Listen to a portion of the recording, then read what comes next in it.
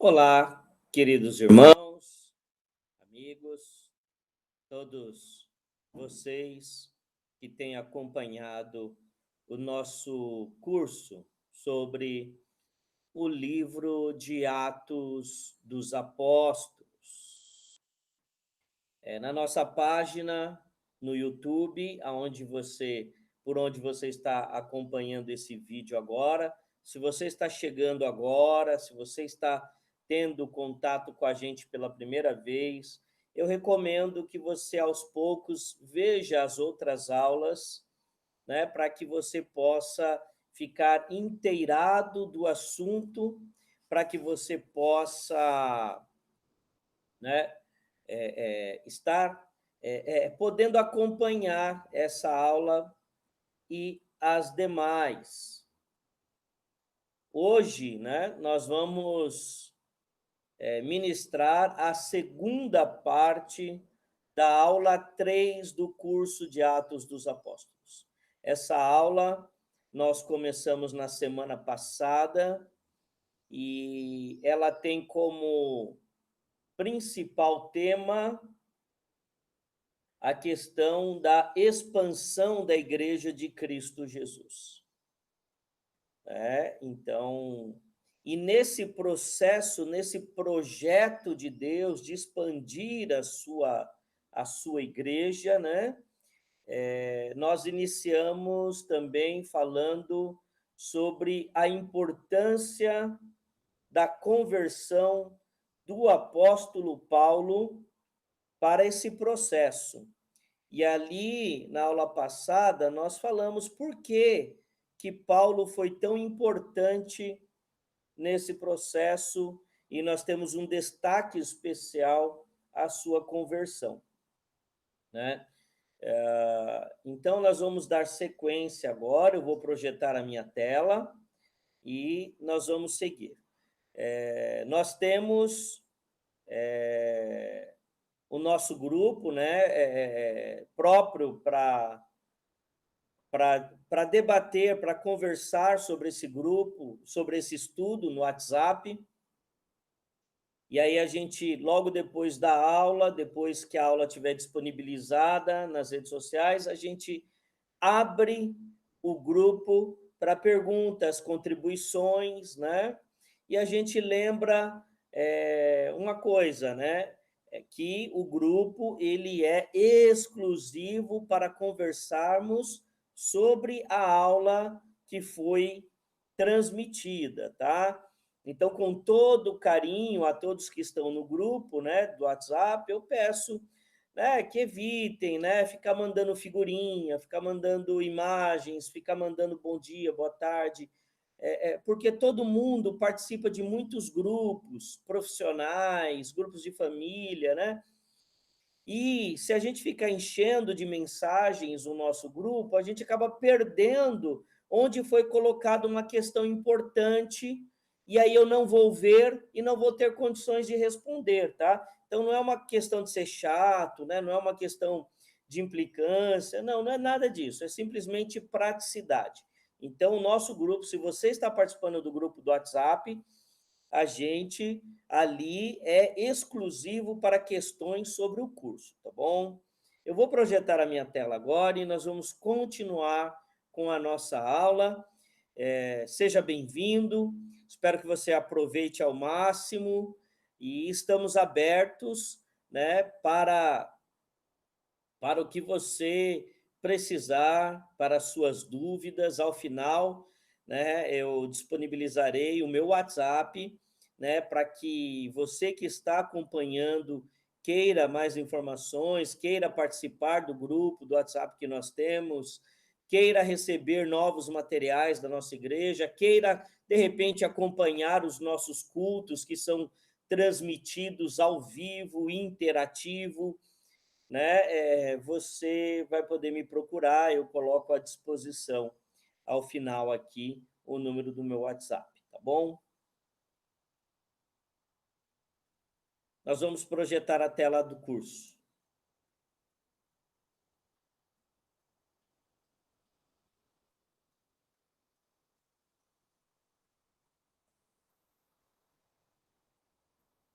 Bom, queridos irmãos, a aula 3, nós iniciamos falando do quê? Né? Só recordando rapidamente, né? Que o movimento cristão ele começou ali na Galileia, né? E aí ele precisava romper a bolha do judaísmo, né? Então, o que eu queria dizer com isso, né? Que ele estava muito restrito, né? Muito restrito ao judaísmo, né? E aí ele precisava romper.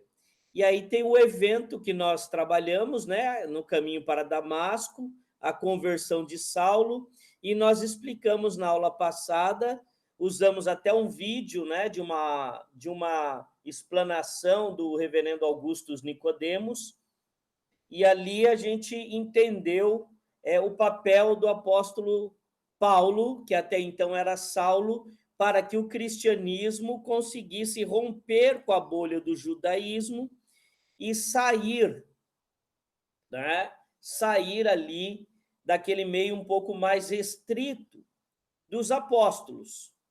Porque os apóstolos, né, principalmente Pedro, grandes homens de Deus, grandes homens de fé, mas eles tinham uma visão um pouco limitada sobre a questão da pluralidade cultural, do diálogo com outras culturas, algo que a gente vai ver ao longo do livro de Atos dos Apóstolos, que quem consegue atender a esse chamado de Deus e trazer essa característica ao cristianismo é o próprio apóstolo Paulo, tá? Então nós trabalhamos o surgimento de um tal de Saulo de Tarso, né? Falamos um pouco sobre a vida dele, da onde ele surgiu, como ele cresceu, né? Que entendendo que foram características importantes que seriam usadas por Deus, né? E aí a gente entende melhor, né? A palavra quando ela fala que nós somos escolhidos desde antes do ventre da nossa mãe, né? Isso quer dizer o quê?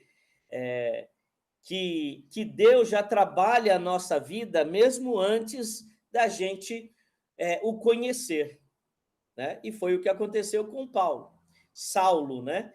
Deus foi trabalhando o lar que ele nasceu, a forma como ele foi criado, as capacidades, as habilidades, assim como os demais, né? E aí cada um dentro da sua habilidade, da sua capacidade, foi útil para um aspecto do projeto de Deus. E até hoje é assim, né? Quando nós nos convertemos, né, nós trazemos todas aquelas habilidades que nós temos, profissionais, habilidades no esporte, dons e talentos que nós temos, nós trazemos com a gente para a igreja, né? Aquilo vem junto comigo. E aí a gente usa todas aquelas habilidades a serviço de Deus na comunidade a qual fazemos parte. Então, isso é tremendamente maravilhoso. Nós falamos também sobre a questão da bolha do judaísmo, tá? Eu não vou me estender aqui, eu não vou dar detalhes, porque hoje, né, nós temos essa facilidade. Tem um vídeo lá que você pode entrar lá e ver tudo detalhadamente. A gente só está apenas fazendo aí uma revisãozinha rápida, né? Esse é o vídeo do pastor reverendo Augusto Nicodemos. Não vou passar o vídeo aqui de novo, já está gravado, né? E aí nós falamos com muita nós dedicamos bastante tempo aqui, né? Capítulos 8 a 12, né? É o que nós estamos abordando, mas fizemos um recorte especial sobre o significado da conversão de Saulo, o vaso precioso nas mãos de Deus, né? explicamos por que ir a Damasco, que estava a 6 dias de viagem, um lugar de dispersão, sobre o chamado de Paulo, né? Por que me persegues? Né? Entendendo que Jesus Cristo, ele assume as dores da igreja, da sua igreja. Então, Saulo, ao perseguir os cristãos, perseguia o próprio Cristo. Perseguir a igreja é perseguir o próprio Cristo. E aqui a mudança de direção, né? E o papel de Ananias. Falamos sobre a conversa de Ananias com Deus, né? E explicamos aqui, né? Entender isso aqui, queridos irmãos, é fundamental para compreender o projeto de Deus para a igreja.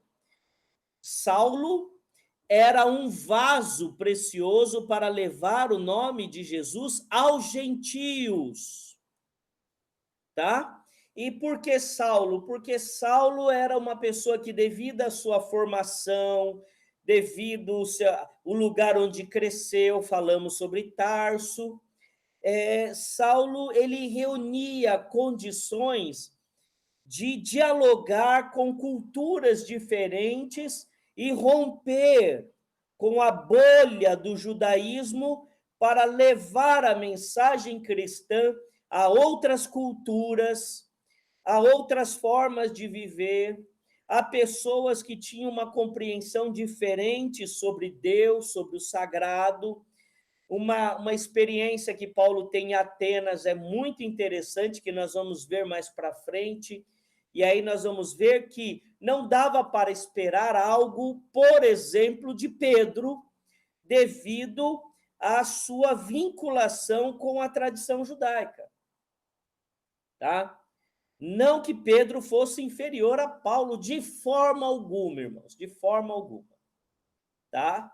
Mas eles tinham características diferentes, né? Olhamos para a vida de Pedro. Pedro era um pescador, um homem simples, alguns dizem um homem até rude, que cresceu ali na Galileia, que não teve experiências internacionais, que era muito preso ao judaísmo, ao contrário do apóstolo Paulo, até então Saulo, que era uma pessoa muito mais vivida, que tinha uma capacidade de leitura do mundo muito diferente da de Pedro, tá bom? Mas Pedro foi muito, muito útil aos propósitos de Deus, tanto é que Pedro foi poupado algumas vezes da morte pelo próprio Deus, porque Deus tinha desígnios além de outros para a vida de Pedro, tá? E a gente termina falando sobre a força do propósito de Deus até os confins da terra.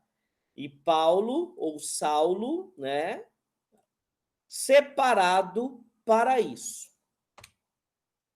Então, queridos irmãos, se você não viu, recomendo que veja pelo menos a aula passada e depois volte a assistir essa aula, para que você entenda agora o que nós vamos falar, tá? Então, nesses capítulos que nós destacamos para que fossem lidos, para a aula 3, capítulos de 8 a 12, nós temos uma coisa muito bem definida, que é o quê?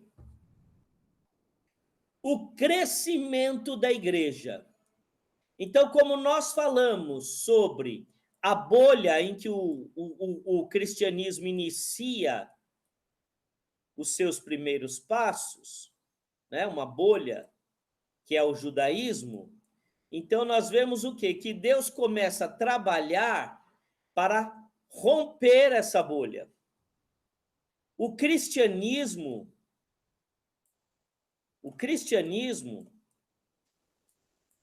né? O cristianismo ou as boas novas, a mensagem do evangelho, as boas novas, a mensagem do evangelho, não era algo restrito aos judeus.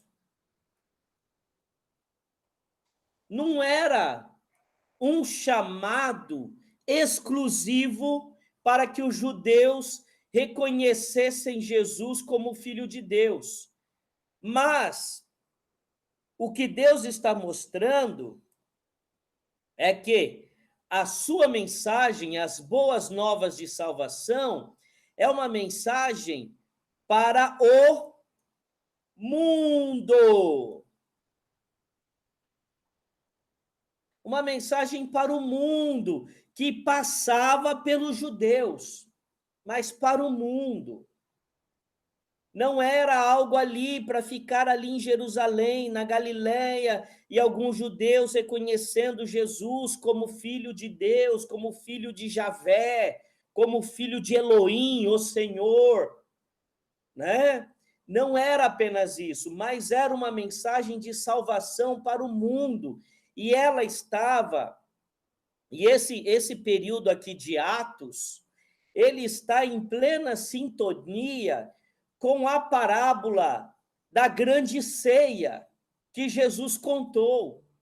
Jesus disse o quê?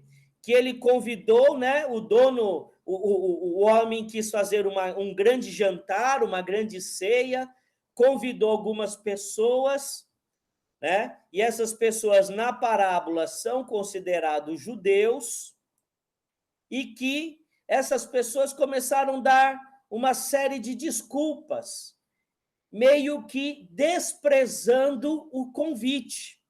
Quem conhece bem o evangelho, os evangelhos, sabe da parábola que eu estou dizendo, tá? Depois, se você não sabe e quiser ler, tiver dificuldade para achar, você põe lá no Google, parábola da grande ceia, tá? O Google vai te dar certinho lá a referência bíblica, o texto, e aí você vai poder ler.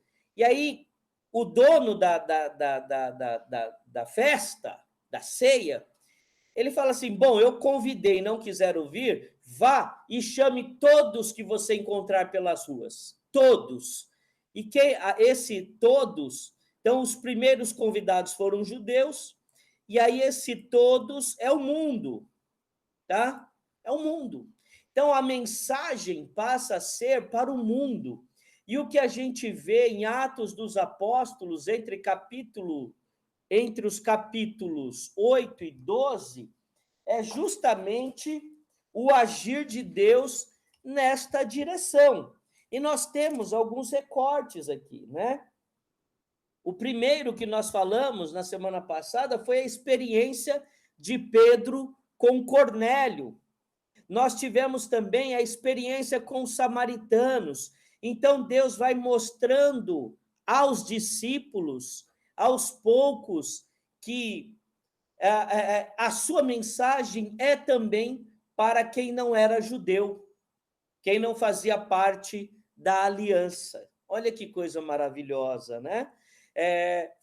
Nós estudamos na primeira aula, né, a descida do Espírito Santo, aí a autoridade da mensagem de Pedro, e aí Pedro fala, hoje se cumpriu o que fora dito pelo profeta Joel. Aí nós dissemos, né, a preocupação de Lucas, que conta a história da igreja, sempre mantendo a igreja como uma continuidade da antiga religião dos judeus, né? Não era uma religião nova, mas, ao mesmo tempo que era continuidade da religião dos judeus, Lucas mostra que esse convite estava sendo aberto a todo o mundo, né? Então, o mundo inteiro estava convidado, em sintonia com o desafio, né? Com o comissionamento da igreja no final dos evangelhos, quando Jesus convoca os discípulos a irem até os confins da terra. Só que Pedro, ele ainda tinha uma visão um pouco limitada, e ele acreditava o quê? Ele acreditava que aquela promessa que estava se cumprindo, a descida do Espírito Santo, o Espírito Santo ele ia descer apenas aos que fossem circuncidados. Porque a circuncisão era o sinal visível de que a pessoa fazia parte da aliança com Deus. Pastor, o que é circuncisão? Eu não sei. O que é circuncisão, queridos irmãos? Vamos explicar a vocês. Só um minutinho. A circuncisão, queridos irmãos, a circuncisão, só um minutinho. Deixa eu fechar aqui. O meu WhatsApp estava aberto aqui no computador e aí o som estava atrapalhando, né? Então, vamos lá. A circuncisão era uma tradição judaica. Todo menino homem, e Jesus passou por isso, no 7º dia após o seu nascimento, ele era levado ao templo, apresentado ao templo, e aí o responsável no templo, ele fazia o que nós chamamos hoje da operação da fimose. Então, agora fica mais claro, acho que todos sabem o que é a fimose, né? Então, era esse ato que acontecia no menino judeu. Então, para Pedro, só era alvo daquela promessa quem era circuncidado, né? Era quem fazia parte do judaísmo, por nascimento, por ser descendente de Abraão, né? Por ser descendente de Abraão, ou também por proselitismo, né? A pessoa não era descendente de Abraão, a pessoa não era judeu, mas ela se tornava um adepto ao judaísmo, ele e a sua família. Então, ele se submetia à prática da circuncisão. Então, para Pedro, isso era uma questão muito importante. E o que Deus vai nos mostrando nessas leituras de Atos dos Apóstolos que nós fizemos é justamente o contrário. A promessa de Deus era também, né? Era também uma promessa aos incircuncisos, as pessoas que não faziam parte do judaísmo, que não eram descendentes de Abraão, mas a partir do momento que recebessem a Jesus Cristo como seu Senhor e Salvador, e daí vem essa expressão, né? Você aceita a Cristo, você recebe a Cristo. Então, nós precisamos entender o seguinte, né? Essa expressão não quer dizer que Jesus Cristo é um coitadinho que está ali e a gente precisa olhar para ele e falar, vem cá, eu te aceito como meu Deus, como... Não. O que essa expressão significa é, ele é Deus, Jesus é Deus, Jesus é o Salvador do mundo, mas eu preciso aceitar essa verdade em minha vida e receber em meu coração essa verdade, porque naquela época os judeus não aceitavam que Jesus fosse o Filho de Deus, o Salvador, o Messias que havia de vir. E para os gentios, principalmente os mais ligados à cultura grega, que era a cultura que dominava né, era a cultura aceita e reconhecida pelo Império Romano. Para eles, era loucura aceitar que um Jesus de Nazaré que morreu numa cruz fosse salvador do mundo. E também, devido à influência dos sábios, né, dos sábios não, dos filósofos gregos, eles tinham muita dificuldade em reconhecer e aceitar e acreditar na ressurreição de Cristo.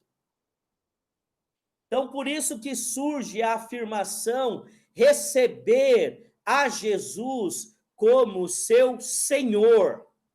Porque a palavra Senhor, para a gente hoje, muitas vezes ela está mais vinculada a uma expressão de respeito que eu tenho a alguém, né? Por exemplo, a não se referir aos avós, aos pais, como você, a não se referir a uma pessoa mais velha como você, mas como Senhor. Então, para a gente, essa palavra ela está atrelada a uma questão de respeito, mas a palavra Senhor, na época de Cristo, né, era uma palavra que significava, né, era uma palavra que significava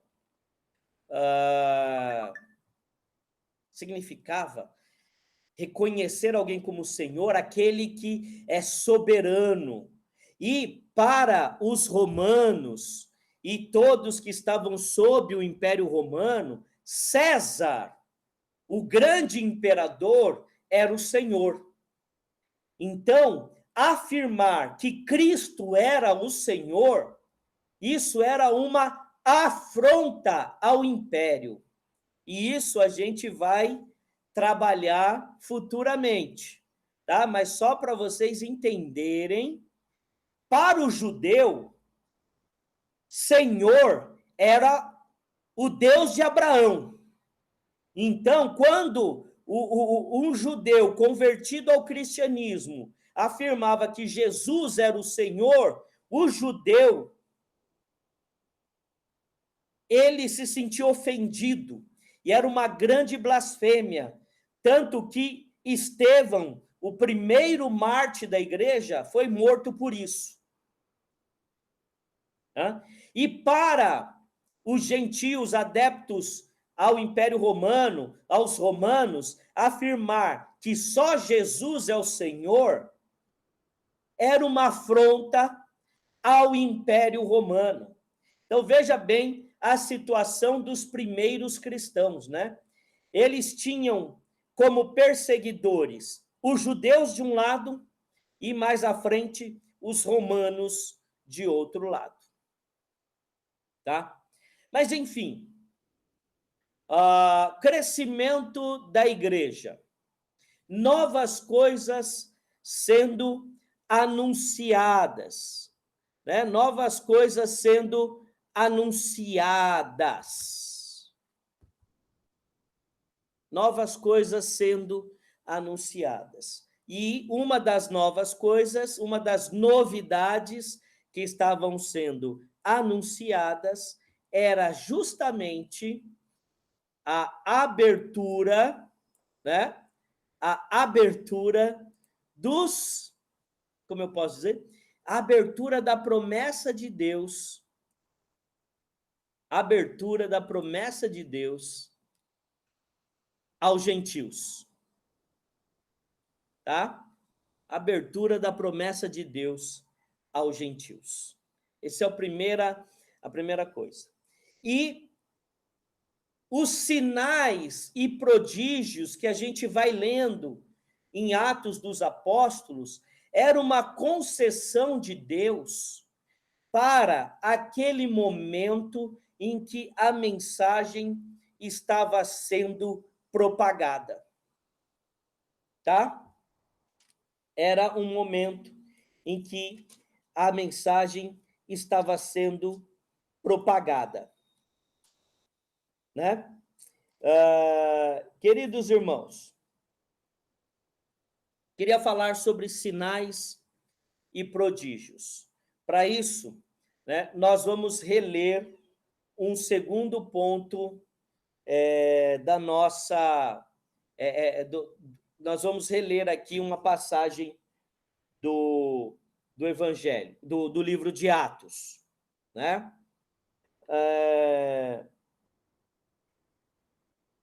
Capítulo 8, verso 9. Havia naquela cidade um homem chamado Simão, que praticava artes mágicas e deixava o povo de Samaria admirado. Então, isso é quando o Evangelho, a mensagem do Evangelho, o Espírito Santo atinge a região de Samaria. Dizia ser alguém muito importante. Todos lhe davam ouvidos, do menor ao maior, dizendo: este homem é o poder de Deus, chamado grande poder. Olha como ele era reconhecido, tá? Simão, o mago. Davam atenção a ele porque durante muito tempo os havia impressionado com as suas artes mágicas. Quando, porém, deram crédito a Filipe, que os evangelizava a respeito do reino de Deus e do nome de Jesus Cristo, iam sendo batizados tanto os homens como mulheres. O próprio Simão abraçou a fé, e, tendo sido batizado, acompanhava Filipe de perto, observando extasiado os sinais e grandes milagres praticados. Por que Deus concedeu aos discípulos o poder maravilhoso dos grandes sinais, sinais como os do próprio Cristo eram feitos, a ressurreição de Dorcas, que a gente vê um pouco mais à frente, a cura do paralítico na porta formosa do templo, que a gente viu em leituras anteriores, né? A sombra dos apóstolos, né? Os doentes eram colocados na sombra dos apóstolos e eram curados. Eles disputavam as vestes dos apóstolos, porque as vestes dos apóstolos eram levadas e as pessoas eram curadas por tocarem nas vestes. Isso me lembra aquela passagem da mulher enferma que dizia: se tão somente tocar nas vestes de Jesus, serei curada. Então, a gente, Lucas, ele narra Atos dos Apóstolos como se a mesma autoridade que estava sobre Jesus tivesse sido transferida aos apóstolos. Então, os apóstolos, aqui representando a Igreja de Cristo, eles tinham a mesma autoridade de Cristo. A mesma autoridade de Cristo, tá? Exatamente a mesma autoridade. E aí o que acontece?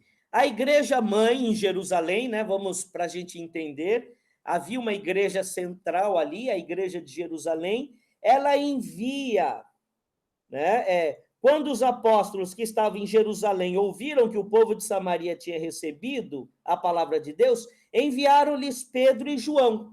Aí Pedro e João, eles são enviados a Samaria para testificar que a palavra havia chegado ali e as pessoas estavam se convertendo, estavam aceitando a mensagem do reino de Deus e a mensagem de Jesus Cristo na vida deles.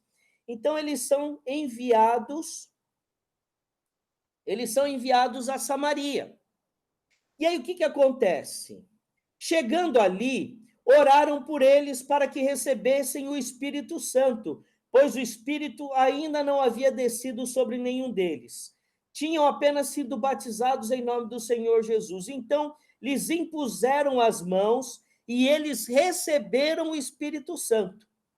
Quando Simão viu que, pelo fato de os apóstolos imporem as mãos, era concedido o Espírito Santo, olha só, Simão, o mago, olha só o que acontece. É muito importante, irmãos, a gente trabalhar esse ponto aqui. Simão o Mágico, característico, né? O que aconteceu? Ele era um mago, então ele mexia com ilusões, ele mexia com coisas sobrenaturais, e ele tinha muita reputação em Samaria. E aí ele ficou encantado com aquele poder que os discípulos tinham, algo que ele nunca teve. E olha a reação dele.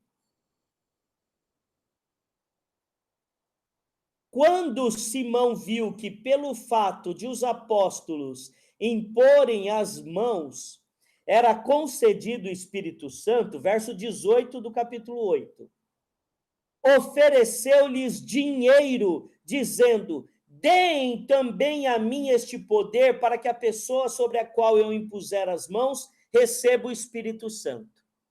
Então, olha a visão dele, que era algo que pudesse ser comprado.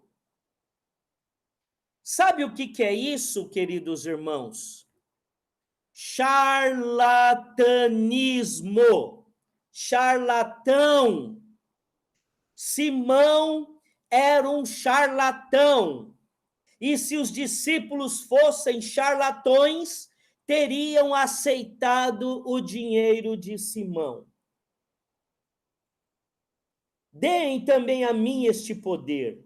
Mas Pedro respondeu: olha que palavra dura do apóstolo Pedro, e olhem, prestem atenção no vigor espiritual de Pedro e o seu comprometimento com o reino de Deus, o seu comprometimento com a sua fé. Porque os discípulos, irmãos, não tinham dinheiro, não tinham nada.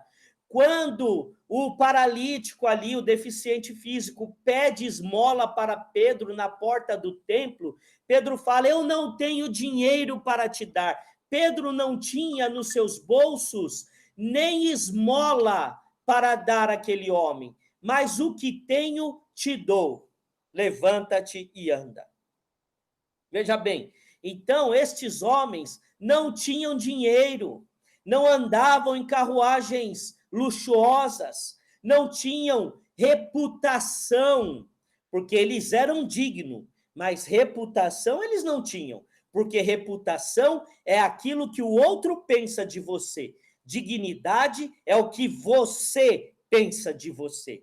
Então, eu posso não ter uma boa reputação para determinadas pessoas, mas eu sou digno, porque importa o que eu penso de mim e o que Deus pensa de mim, né? Então, aqueles homens não tinham boa reputação, porque eles falavam de um homem que havia sido crucificado, eles acreditavam na historinha de ressurreição, eles não tinham boa reputação. Boa reputação tinham os sábios gregos, os homens que dominavam a ciência da época, né? Enfim, então olha o que Pedro diz: que o seu dinheiro seja destruído com você, pois você pensou que com ele poderia adquirir o dom de Deus. Não existe porção nem parte para você neste ministério, porque o seu coração não é reto diante de Deus. Portanto, arrependa-se desse mal e ore ao Senhor. Talvez ele o perdoe por esse intento do seu coração, pois vejo que você está cheio de inveja e preso em sua maldade. Simão disse aos apóstolos: peço que vocês orem ao Senhor por mim, para que não me sobrevenha nada do que vocês disseram. Eles, porém, tendo dado o seu testemunho e pregado a palavra do Senhor, voltaram para Jerusalém e evangelizavam muitas aldeias dos samaritanos. Queridos, vejam que coisa interessante. Vejam que coisa interessante. Eu disse que os sinais eram dados para o fortalecimento da igreja para anúncio do reino de Deus. Aí a Bíblia fala que Simão, o mago, ele abraçou a fé. Só que, quando ele olhou os sinais que eram feitos por meio dos apóstolos, ele achou que aquilo poderia ser comprado. E aí, eu olho, irmãos, Pedro, Paulo, homens que não tinham nada, totalmente desprovido de bens, de recursos, pessoas simples, né? Com o coração totalmente livre do apego à riqueza. Esses homens, eles podiam lidar com esse poder maravilhoso sem que o seu coração fosse corrompido. Agora, o que eu vejo hoje, irmãos, é que a grande maioria, a esmagadora maioria de crentes, de líderes, de pastores, se tiverem esse poder, se receberem essa autoridade como os apóstolos receberam, se tornarão ainda mais charlatões do que já são, porque muitos são charlatões, porque pregam aos seus fiéis, que não são fiéis de Deus, são fiéis de pastores, fiéis de discípulos, fiéis de apóstolos. Eu não quero ninguém fiel a mim, porque eu também tenho que ser fiel a Deus. Eu quero que minha igreja seja fiel a Deus, fiel ao evangelho, fiel ao que eu prego pela instrução divina do Espírito Santo. Sendo fiel à palavra de Deus, mas não fiel a pessoas. Quando Pedro chegou na casa de Cornélio, Cornélio se prostrou diante dele, ele falou: pare já com isso, não faça isso, levante-se, porque eu sou homem igual a você. Eu sou homem igual a você. Mas o mundo evangélico agora, atual, criou semideuses. Pessoas que estão entre a multidão e Deus. Não se colocam como Deus, mas também não entendem que são igreja. São semideuses, né? São semideuses. São semideuses. E essas pessoas hoje, vamos ser sinceros, irmãos, se elas tivessem esse poder que os apóstolos tinham, sem isso, elas já são dominadas pelo apego à riqueza. Queridos irmãos, os grandes pastores, apóstolos, bispos, que eu não sei que ideia é essa de serem chamados de apóstolos. Apóstolos não são dignos de serem chamados de apóstolos. Se um dia o seu Estevão Hernandes for crucificado de ponta cabeça, aí sim será digno de ser chamado de apóstolo. Tá? Aí sim será digno de ser chamado de apóstolo. Que apóstolo coisa nenhuma! Que apóstolo coisa nenhuma! Não tem moral, não tem vida para ser chamado de apóstolo.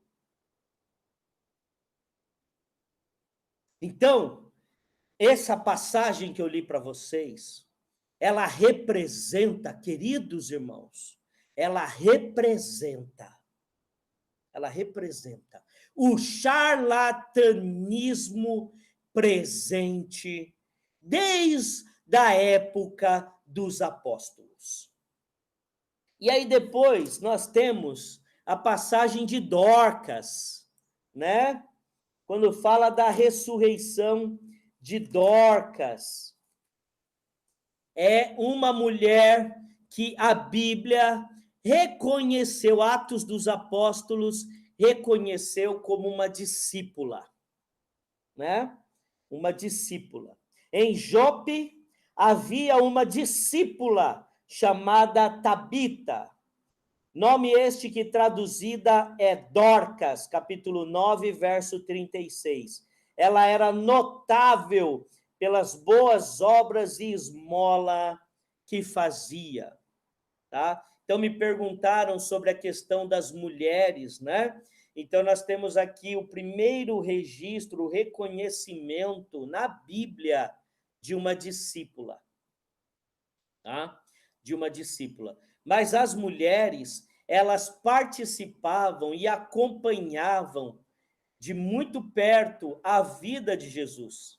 Então, muitas mulheres eram seguidoras de Cristo e seguiram, né? Continuaram seguindo a Cristo mesmo depois da morte, né? Tanto é que Jesus apareceu a primeira vez a uma mulher, tá? Então, queridos irmãos, nós vamos caminhando e nós vamos percebendo, né? Nós vamos percebendo, aqui. Oh, me perdi aqui, irmão. Só um minutinho. Vou voltar aqui. Nós vamos percebendo o quê? A expansão da igreja, e junto com a expansão da igreja, nós vamos vendo também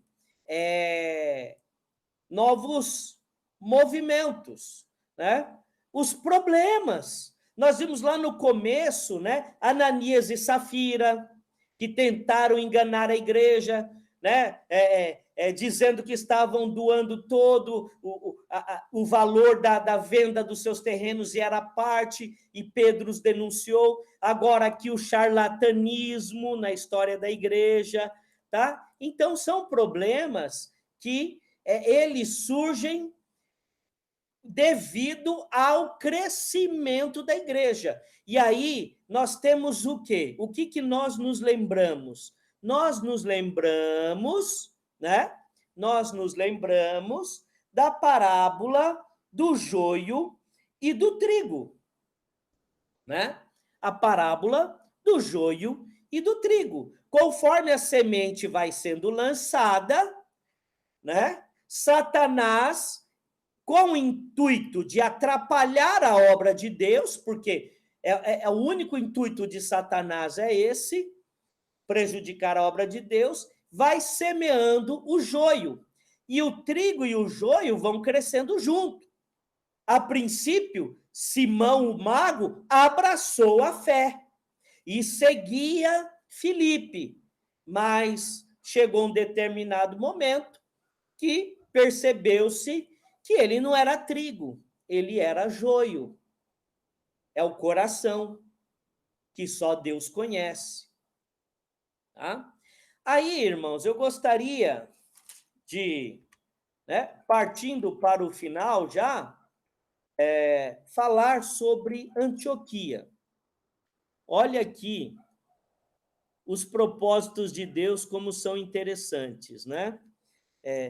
Antioquia, ela traz algumas características, tá? Eu vou ler aqui para vocês, olha só, prestem atenção, capítulo 11. Os que foram dispersos a partir da perseguição que começou com a morte de Estevão, né? Então, nós falamos sobre a morte de Estevão, e aí começou uma perseguição contra os cristãos, e aí eles foram dispersos. Espalharam-se até a Fenícia, Chipre e Antioquia. Lembrem que eu falei que Lucas era da Antioquia. Lucas, que escreveu o Evangelho e escreveu o livro de Atos dos Apóstolos. Então, aqui ele está narrando o quê? Que o Evangelho chegou até Antioquia,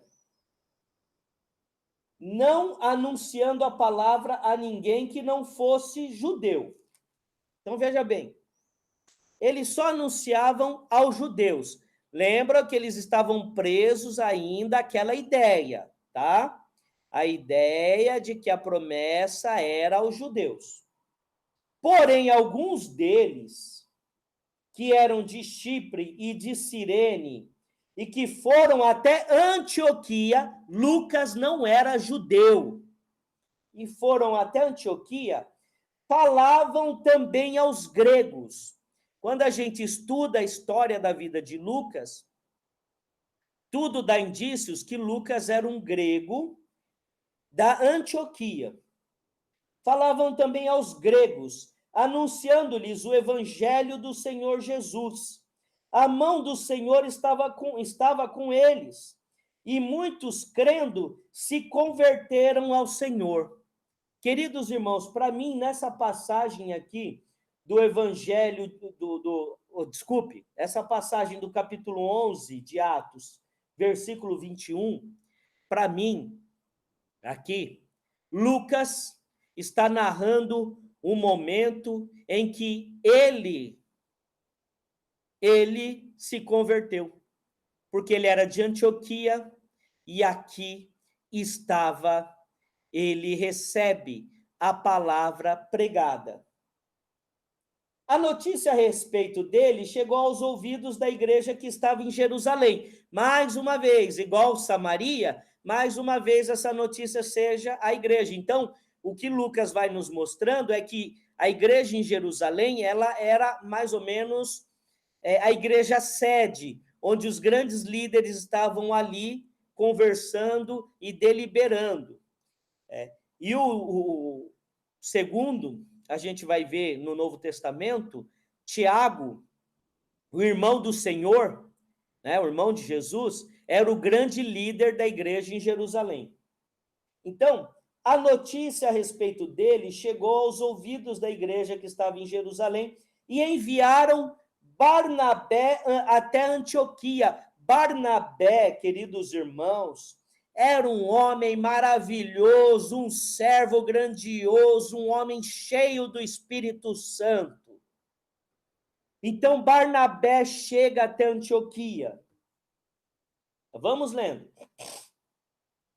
Quando ele chegou e viu a graça de Deus, ficou muito alegre e exortava todos a que, com firmeza de coração, permanecessem no Senhor. Exortar. A gente confunde essa palavra exortar, irmãos, como uma palavra de bronca, de puxão de orelha. Ah, fulano foi exortado. Não, a palavra exortar, o seu real significado é animar, incentivar, cobrar, mas cobrar no sentido de animar, não de julgar, não de condenar.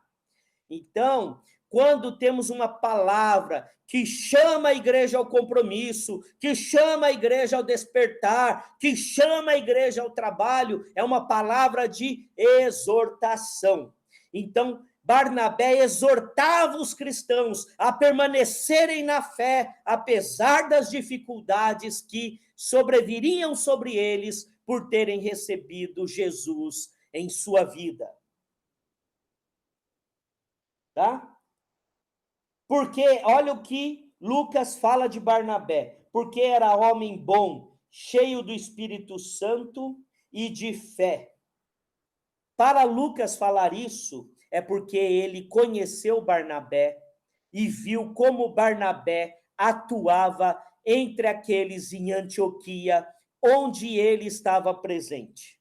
Então, claramente, Lucas viu com os próprios olhos a atuação de Barnabé e diz, porque era homem bom, cheio do Espírito Santo e de fé. E muita gente se uniu ao Senhor. E muita gente se uniu ao Senhor. Pastor, então por que Lucas não fala? E porque eu me uni ao Senhor? Porque, queridos irmãos, era muito comum, naquela época, você tirar a primeira pessoa. Lucas, ele vai usar em Atos, em alguns momentos, a terceira pessoa do plural. Eu, tu, ele, nós. Ele vai usar o nós, ele vai conjugar alguns verbos na terceira pessoa do plural, mas aí é já para mostrar que ele estava junto com Paulo. Mas o seu objetivo é dar à luz a mensagem de Cristo e não a sua autopromoção, tá? E quando o encontrou, Depois, Barnabé foi a Tarso à procura de Saulo. Olha que coisa maravilhosa, irmãos. Olha só, Antioquia, encontros preparados por Deus. Então, Lucas tem contato com a palavra do evangelho que chega a Antioquia, se converte, com a sua capacidade, a sua formação, ele vai investigar, ele vai atrás das tradições, e aí ele vai escrever o Evangelho de Lucas, ele vai escrever o Evangelho de Atos. Então, desses encontros, dessa passagem, da morte de Estevão, surge o Evangelho de Lucas e o livro de Atos dos Apóstolos, porque os discípulos, os cristãos, eles se dispersaram por conta da morte de Estevão e chegaram até Antioquia, onde Lucas teve contato com o evangelho, conheceu Barnabé. E aí Barnabé vai para Tarso, busca Saulo já convertido, e quando encontra, traz Saulo para Antioquia. Que coisa maravilhosa! A Antioquia era onde Lucas estava. E durante um ano inteiro se reuniram naquela igreja e ensinaram numerosa multidão. Em Antioquia, os discípulos foram pela primeira vez chamados de cristãos. Então, queridos irmãos, eu quero explicar aqui algumas coisas que eu trago como minha percepção, né? Percepção.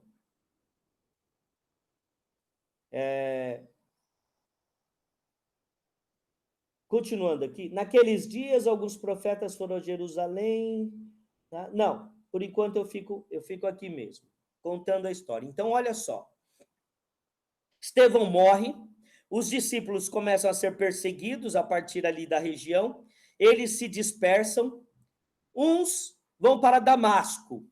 Então, o Saulo, ele sai em direção a Damasco para perseguir esses cristãos. Ali ele tem um encontro com Jesus e conhece Ananias. Outros fugidos vão para Antioquia. Antioquia estava Lucas, provavelmente. Lucas, então, tem contato com a mensagem e conhece Barnabé, que ele descreve como um homem bom, cheio do Espírito Santo, bênção na vida da igreja. Barnabé, como era cheio do Espírito Santo, guiado por esse Espírito, ele vai para Tarso e traz Paulo. E Paulo, queridos irmãos, Paulo fica ali com Barnabé por um ano em Antioquia, pregando. E Lucas provavelmente estava ali com eles, e Lucas foi evangelizado e conheceu a mensagem do evangelho e recebeu o Espírito Santo ali. E nesse um ano, tudo indica que Lucas se apegou a Paulo e se tornou um colaborador do ministério de Paulo e passou a acompanhar Paulo. Começou a acompanhar Paulo, né? Começou a acompanhar Paulo. E nós vamos ver, então, algumas passagens bíblicas agora. Então, olha que coisa maravilhosa, irmãos, porque nós vamos ver no livro de Atos dos Apóstolos que Lucas dedica grande parte dos capítulos de Atos à vida de Paulo. Ele fala da conversão, que provavelmente ele ouviu do próprio Paulo como aconteceu e descreveu em Atos, né? Porque até aqui ele ainda não tinha conhecimento dessas coisas. E a gente vê que ele se dedica. Então, ele atua... tem muitas vezes que ele atua como um advogado de Paulo, defendendo a autoridade de Paulo como apóstolo, porque Paulo, ele encontrou muita resistência entre parte da igreja, entre a cúpula da igreja, né? E Lucas, ele escreve Atos dos Apóstolos dedicando a Paulo, e a gente percebe que é uma pessoa que conhece muito Paulo, e que tem uma proximidade, uma intimidade com Paulo, e tem hora que ele vai dizer, em passagens da vida de Paulo, que ele vai usar o nós, para mostrar que ele estava junto com Paulo. E aí, é aí que eu falo, olha como Deus conduz a história da sua igreja. Antioquia se torna um lugar importantíssimo. E aí nós vamos 3 passagens bíblicas. Colossenses 4,14. Saudai-vos, Lucas, o médico amado, e também Demas. Sauda-vos, Lucas, o médico amado, e também Demas. Então, veja bem, Paulo estava escrevendo essa carta aos Colossenses. E aí ele diz... Quando ele estava escrevendo, nós vamos ver depois onde ele escreveu a carta aos Colossenses, mas quando ele escreve essa carta, ele deixa claro que Lucas estava com ele, o médico amado. Depois, quando ele escreve a Timóteo, na segunda carta, aqui, irmãos, deixa eu arrumar aqui, não é Timóteo, tá? Aqui é Filemon. Filemon, tá? Filemon 24. Mas e o capítulo? Não, Filemon tem um capítulo só, então é verso 24, tá?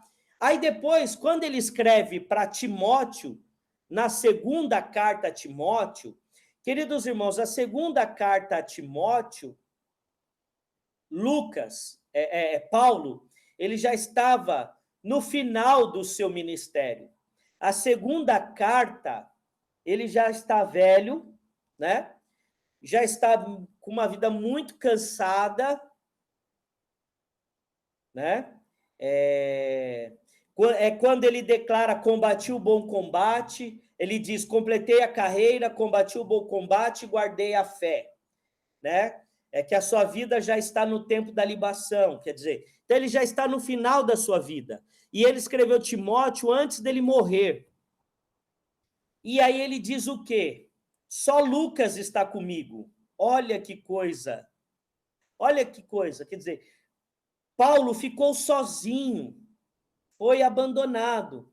E aí ele diz, só Lucas está comigo. Olha que amizade que Lucas desenvolveu com Paulo. Acompanhou a sua vida, se separou de Paulo em alguns momentos, não por divergências, não por briga, mas por chamados de Deus. Mas depois ele volta a acompanhar Paulo e se torna o companheiro de Paulo no final da vida. Queridos irmãos, me toca o coração, me emociona essa frase. Só Lucas está comigo, tá? Então, olha, o evangelho, queridos irmãos, muitas vezes ele cobra, né, um preço alto daqueles que se dedicaram a ele. Mas as pessoas estavam dispostas a pagar esse preço para que outros alcançassem a salvação. Por isso que a gente não pode perder a esperança da salvação, porque muitas vezes, em nome do evangelho, a gente paga um preço muito alto nessa vida. E olha que frase, irmão, só Lucas está comigo. Aí Paulo diz, traga também Marcos. Que Marcos é esse? O autor do Evangelho de Marcos, que foi um companheirão de Pedro e que escreveu o Evangelho de Marcos com base na pregação de Pedro. vá na minha página do YouTube, vá nos estudos gravados sobre o Evangelho, você vai ver o Evangelho, o estudo sobre o Evangelho de Marcos. Olha aqui o Evangelho de Marcos junto aqui, ó, junto com Lucas, com Paulo, né? Traga Marcos com você. Então ele escreve a Timóteo, pedindo para Timóteo vir visitá-lo. Timóteo era o seu filho na fé. E aí ele diz a Timóteo: só Lucas está comigo. Venha me visitar, porque a minha vida está chegando ao fim. Traga Marcos também com você, porque ele me é útil para o ministério. E nós vamos ver em Atos que chega um momento que Paulo, ele entra em divergência com Marcos. E ele e Marcos se separam, mas o coração dele já havia perdoado qualquer divergência, qualquer coisa. E aí isso aqui é o perdão. Traga Marcos com você, porque ele me é útil para o ministério. Olha que coisa maravilhosa, olha que coisa linda, né?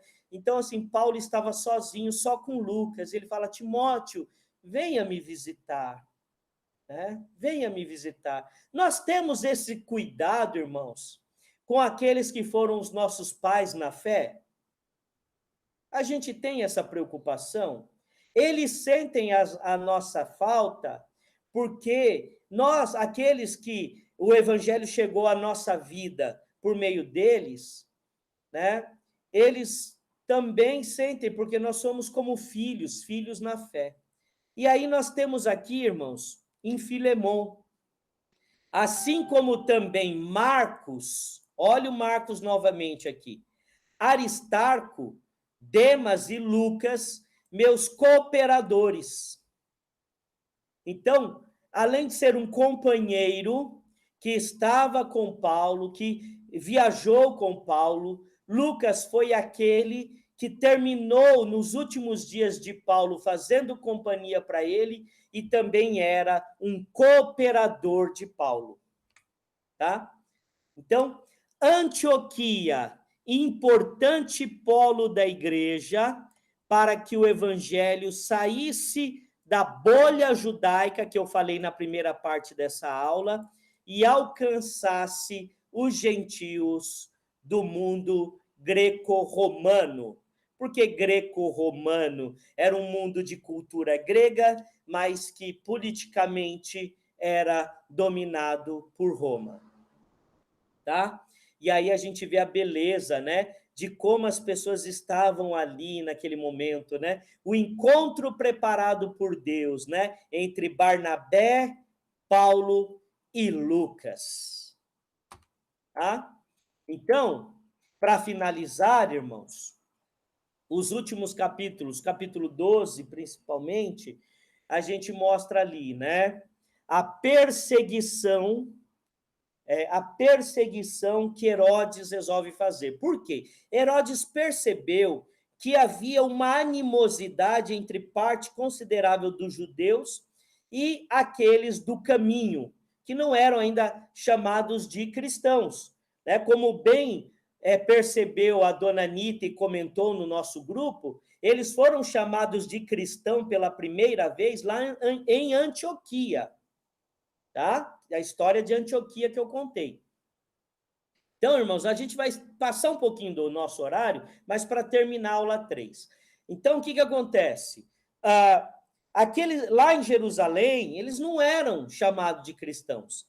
E eles eram reconhecidos, chamados por os do caminho, tá? Do caminho. Assim eles eram chamados, tá? Então, os do caminho, então Herodes percebeu, não é o Herodes que perseguiu Jesus Cristo quando ele nasceu, tá? É o filho de Herodes, é o filho daquele Herodes.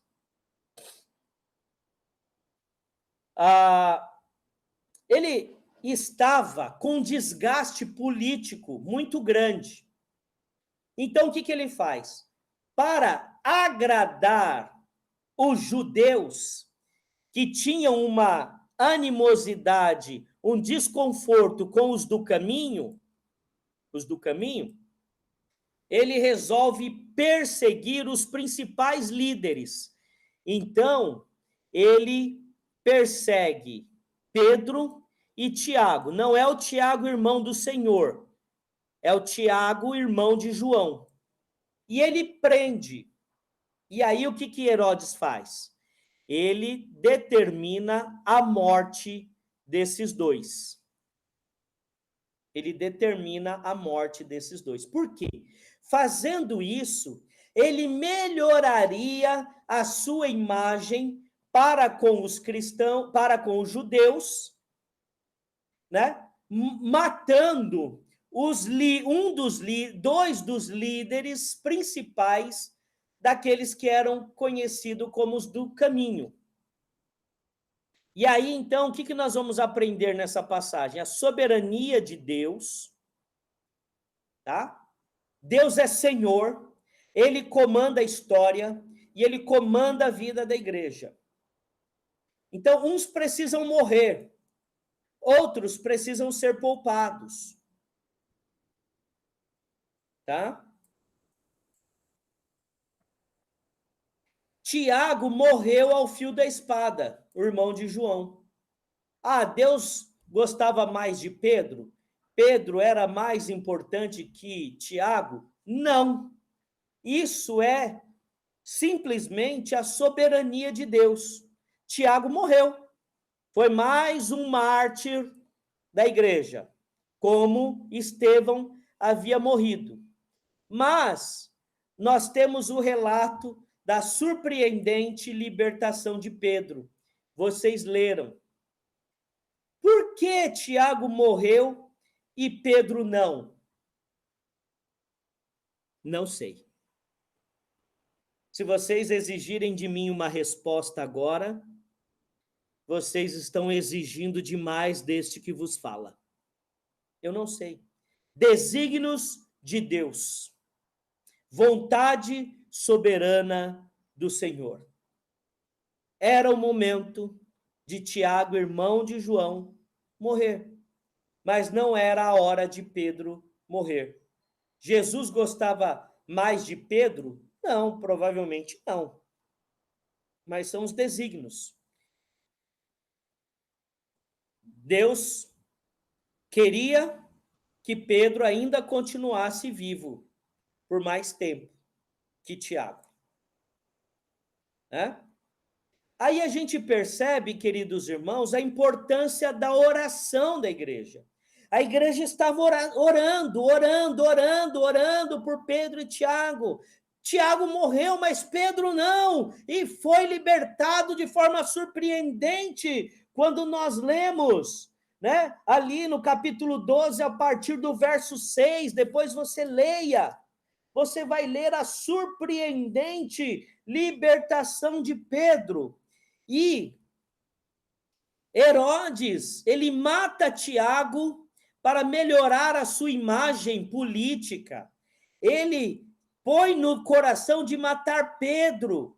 Ele começa perseguição e morte para melhorar a sua reputação. E quando ele começa a querer se colocar no lugar de Deus, que a gente lê lá, Deus lhe tirou a vida e foi comido por vermes. Que tristeza, né? A morte de Herodes, tá? A morte de Herodes é no capítulo 12, a partir do verso 20.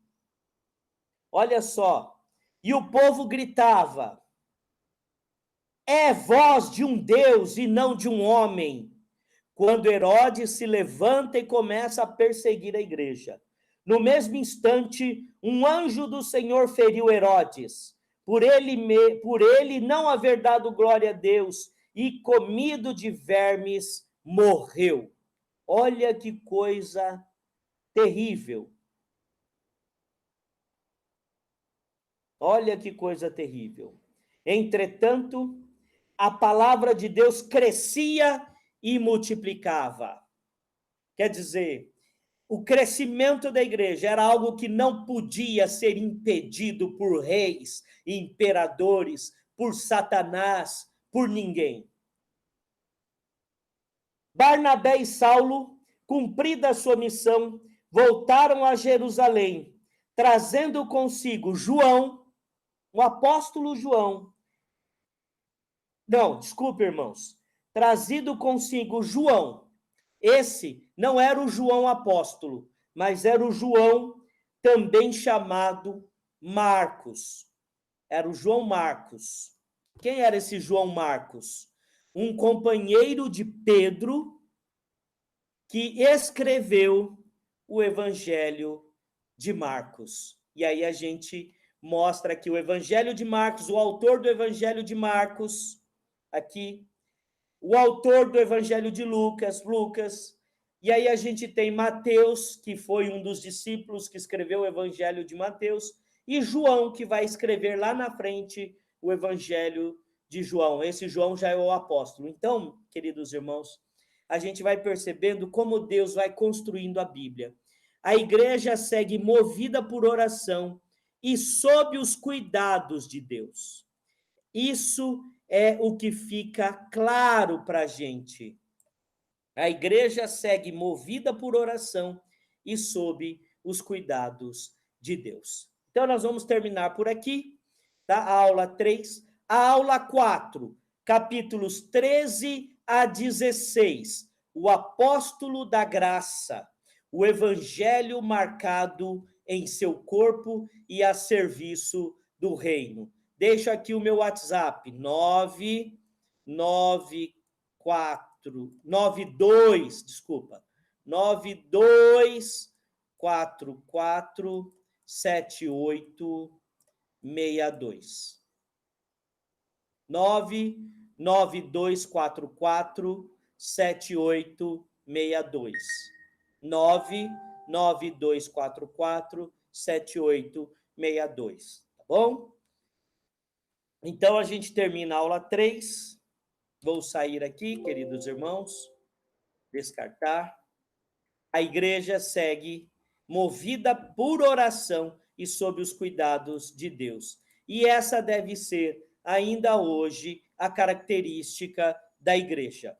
Movida por oração e confiando que ela está sob os cuidados de Deus. Tá bom? Deus abençoe a todos. Aproveitem ao máximo tudo que foi transmitido aqui. Deus abençoe. Fiquem na paz de Cristo Jesus.